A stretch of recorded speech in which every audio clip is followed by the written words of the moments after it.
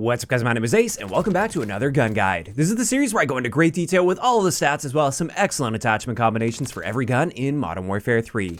And in today's episode, we're going to be covering the Striker. Not the Striker 9, this is going to be the Striker 45. And starting it off as always, let's get into our damage profile, and as you can see here, it's going to be a 4 to 7 shot kill. However, in order to get that 4 shot kill, we will have to hit at least half of our shots to the upper torso or arms. Now at mid-ranges, doesn't really matter where you shoot them in the body, it'll be a 5 to 6 shot kill. And then in the minimum damage range, at really long ranges, you have to hit at least 5 of your shots to the upper torso or arms, so it can potentially drop off to an 8 shot kill if you don't. Then when it comes to headshots, in the maximum damage range, headshots are literally useless, they will never cut down the number of shots to kill. However, in that second damage range, if you mix just one headshot in with upper torso shots, it will maintain a 4 shot kill potential. After that, let's get into our rate of fire, which is quite slow for an SMG at 645 rounds per minute. And what this means is with a 4 shot kill, it's going to kill in 279 milliseconds, which is a highly competitive time to kill. However, that will drop all the way off to 558 milliseconds in that 7 shot kill range. And speaking of ranges, let's have a look at it here. As you can see, that 4 shot kill range will extend out to 19 meters, which is amazing for an SMG. This is actually the best maximum damage range out of any of the SMGs. You may notice in the advanced stats in-game, it still states it's like 9 meters or so. That was the pre-patch value, and that doesn't actually apply. I double and triple checked this. It is 19 meters, not that 9 meters, so you can pretty much just ignore that stat. And on top of that, our bullet velocity is 540 meters per second, which is quite solid for an SMG at least. If you keep yourself within the effective ranges of this gun, that should never be an issue for you, but if you start trying to stretch things out a lot, you will start to notice that bullet velocity holding you back.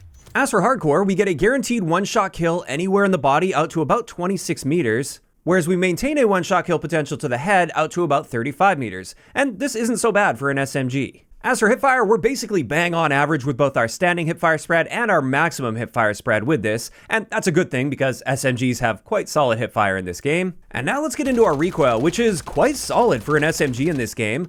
One thing I will say that's a little weird is after the first shot that you fired, it always tends to kick pretty hard to the left, and that may throw you off in some scenarios, especially at really long ranges against somebody on a head glitch. But outside of that, it does tend to correct itself, and then it just kind of very slowly zigzags upward from there, with very small spacing between each shot. So the vertical portion of the recoil, very easy to control. I would recommend leaning a bit into the horizontal recoil though, especially for that weird recoil after the first shot that you fire.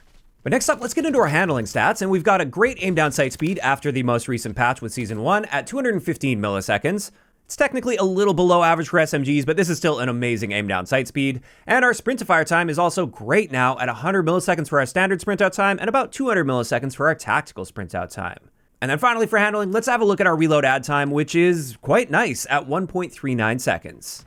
And then finally, for the base stats of this gun, let's have a look at our mobility stats. And across the board, this is right around average for SMGs. There's just nothing out of the ordinary here. It's got solid movement speeds all around, but none of them really stand out in any way. And with that, it's finally time to move into some excellent attachment combinations. And the first one I want to share for you guys is a great accuracy build. With this, we're using the T4LR Saber Compensator, the DR6 hand stop, the Striker Elite Long Barrel, the Mark III Reflector, and the Lockman Recon Stock. With all of this combined, we get a ridiculously accurate gun on our hands. It kicks basically just straight upward now. We almost eliminated any horizontal recoil. And for an SMG especially, that is an incredible recoil pattern. So even at really long ranges, you should be able to hit people just fine with this setup. On top of this, somehow I managed to slightly improve the aim down sight speed while also massively improving our recoil, which is amazing. It's now 210 milliseconds. Our sprint out time is very slightly slower, but it's such a small change that you probably wouldn't even notice a difference. And I mean, it's still better than average for an SMG. And to top all of that off, we get a very slight range increase at 6.7%. So this one, while I call it my accuracy build, it's also just a great all-around build because it's not like you're really sacrificing much in order to gain this amazing accuracy. And this is definitely one of my favorite ways to use the Striker, assuming I don't mind popping up on the radar. And that's where the second setup comes in. This is my stealth build with the Striker. And with this, we have the Shadow Strike Suppressor, once again that DR6 hand stop, a 48 round magazine, the RB Crotalus Assault stock, and then finally, I put the Mark III reflector on here. I wanted to use this without an optic because it's designed more for like aggressive flanking, for instance, but I just really don't like the rear sight on this. When you fire it, that rear sight can be really jarring, so I do kind of feel like I need to use an optic on this particular setup. And with this, it's definitely not built for the best accuracy possible like the previous build I shared, but in saying that, if you're keeping yourself within like the maximum damage range of the striker, that 19 meters, this is more than accurate enough as is. Our aim down sight speed is incredible at 191 milliseconds. Our sprint out time is also improved a little bit at 92 milliseconds. And to top that off, we're staying off the radar. We've got a larger magazine, so you don't have to be reloading as often. You can just keep pushing through an enemy spawn, for instance, and killing player after player after player without getting a reload. And I just find this is a great way to run the striker if you want to play with that more aggressive, stealthy playstyle. And then finally, this leaves us with one last build, and this is a much more niche build. This is my striker strafing build, and it also has just incredible movement speeds across the board. In fact, our base walking movement speed is as fast as the base sprint speed with this gun, which is ridiculously fast. With this one, we're using the striker stubby barrel, the XRK Edge BW4 hand grip, the no stock attachment. I put the slate reflector on there, again, just because I really don't like the iron sights on this gun when you start firing it. And then finally, just to keep the recoil at least somewhat in check, we're using the FTAC Castle Comp muzzle. Now with this particular build, it's obviously not as accurate as either of the two previous builds I shared, but of course, you're not going to be using this beyond anything but pretty much close ranges. And with it, we get a very fast aim down sight speed at 195 milliseconds, a ridiculous sprint out time at 69 milliseconds, that's nearly instant.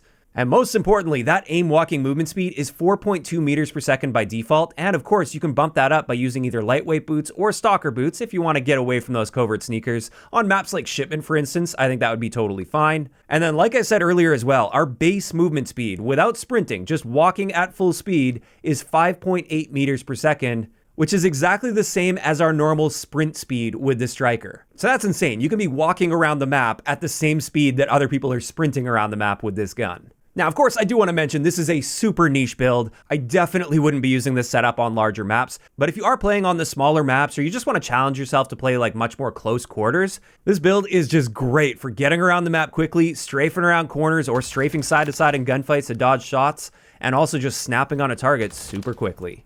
And with that, that's going to wrap it up for today's gun guide on the striker. As for my thoughts on this SMG, well, it's nowhere near as good as it used to be back in the beta build of the game. It was absolutely dominant in the beta. I would say after seeing some buffs, we've seen a couple buffs to this recently, it's actually a really solid choice. I'd say it's a good SMG. It's a nice all-arounder. It's got an amazing maximum damage range. And if you hit your shots, you should be able to compete very effectively with just about anything in the game. Now, of course, these are just my thoughts on the striker, and I'd love to know what you guys think about this gun in those comments down below. And also, if you guys have missed any of the previous gun guides, I will have a link to the playlist in the description of the video. If you enjoyed this one, a like rating is always appreciated, and don't forget to subscribe for more if you haven't already. I'll talk to you guys next time.